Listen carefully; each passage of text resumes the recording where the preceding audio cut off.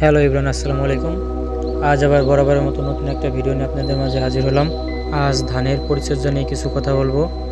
যদিও আমাদের ফরিদপুর জেলায় অতটা বেশি ধান চাষ হয় না বললেই চলে।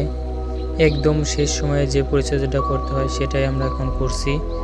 ধানের শীষ বের হওয়ার পর কারেন্ট পোকা নামে একটা পোকা আছে, এই পোকাটা বেশি উৎপাত করে, আর এই পোকার কারণে ধান নষ্ট হয়ে যায়।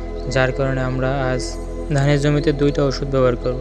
একটা হচ্ছে অ্যামিস্টাটপ, যেটা হচ্ছে ছত্রাকনাশক, আর একটা কারেন্ট পোকা দমনের জন্য একটা কীটনাশক ব্যবহার করব সাথে। আর এই ওষুধ স্প্রে করার সবথেকে ভালো সময় হচ্ছে পরন্ত বিকালবেলা। আমরা বিকালবেলা সময় পাবো না বিধায় চলে এলাম একদম ভোরে। আমার সাথে আছে আমার এলাকার দক্ষ কৃষক নুর আলম ভাই।